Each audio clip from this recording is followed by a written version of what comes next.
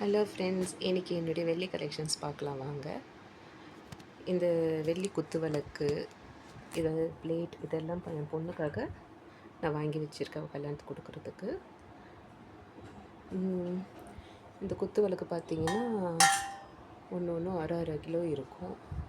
Design ரொம்பவே நல்லா பார்த்து பொறுமையாக இது டிசைன் செலக்ட் பண்ணி வாங்கினது.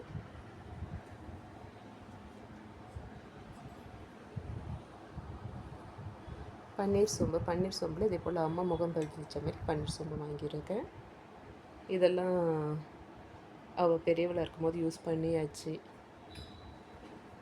அதுக்கப்புறம் வேறு எதுக்கு யூஸ் பண்ணல, வீடு கிரக பிரவேசத்துக்குலாம் எடுக்கல, அதுக்காக மட்டும் எடுத்தோம்.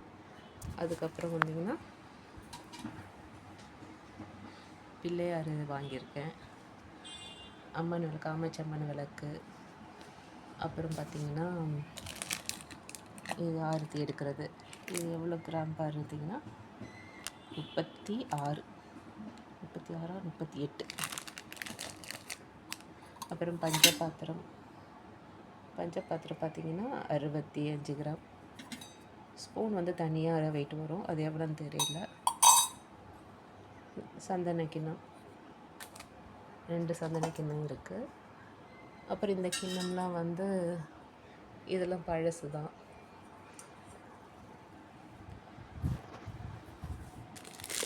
சொம்பு வந்து பார்த்திங்கன்னா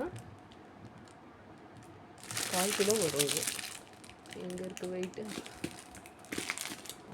257 கிராம், 1/4 கிலோ வரும். இந்த மணி பார்த்திங்கன்னா ரொம்ப குட்டி சைஸ் தான் இருக்குது. நல்ல சவுண்டு நல்ல இதாக இருக்கும், அழகாக இருக்குங்களா?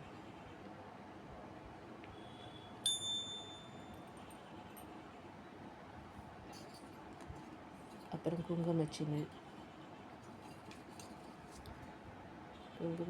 எவ்வளோன்னு பார்த்திங்கன்னா இது வந்து 23 கிராம். இன்னொரு குங்குமச்சிமிழ் 2 இருக்குது. இது வந்து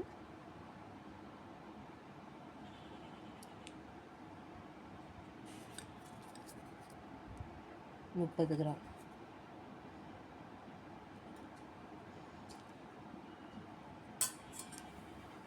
இது நலங்குக்கு யூஸ் பண்ணுற பிளேட்டு தான். இந்த 2 பிளேட்டு நலங்குக்கு யூஸ் பண்ணுறது. அப்புறம் இது ஒரு சின்ன கிளாஸ், இதெல்லாம் கிஃப்டாக வந்தது. கிளாஸ் இன்னும் அவளுக்கு டம்ளர் வாங்கினோம். இதெல்லாம் நான் இப்போ யூஸ் பண்ணுற என்னுடைய பழைய பொருள். என் கல்யாணத்துக்கு பார்த்திங்கன்னா எங்கள் அம்மா சில்வரில் எனக்கு எதுவுமே வாங்கி கொடுக்கல. அதுக்காகவே என் பொண்ணுக்கு நான் எல்லாம் வாங்கணுன்ட்டு அவள் ப்ரைமரி படிக்கும் போதே நான் வாங்க ஆரம்பிச்சிட்டேன். அப்போத்துலேருந்து வாங்கினதுனால தான் எனக்கு இப்போ இவ்வளோ கிடச்சிருக்கு. இந்த டைமில் வாங்கினோன்னா கண்டிப்பாக செம அதிகமாக இருக்கும். நான் இந்த விளக்குலாம் வாங்கினது பார்த்திங்கன்னா விளக்கு, இது பன்னீர் சோம்பு, சந்தன கிண்ணம், இந்த தட்டு, இது எல்லாமே சேர்த்தே வந்து அப்போது 72,000 என்னமோ ஆச்சுன்னு நினைக்கிறேன். பில் இருக்குது, நான் அப்புறம் எடுத்து உங்களுக்கு காமிக்கிறேன். கடைசியாக வாங்கினது பார்த்திங்கன்னா இந்த பிளேட் போன தீபாவளிக்கு வாங்கினது. இது ஒன்று பார்த்திங்கன்னா அரை கிலோ இருக்கும், நல்லா ஹெவி வெயிட்டாக இருக்கும். போன இதில் பார்த்திங்கன்னா தீபாவளி போது வாங்கினது. போன தீபாவளி வந்து அக்டோபர் 31 அந்த டைமில் தான் வாங்கினது. இதில் பாருங்கள் பில்லு இருக்குது. ஒன்று பார்த்திங்கன்னா 489 ஒரு பிளேட் வந்து 491, 109 ரேட்டுன்னு போட்டிருக்கு.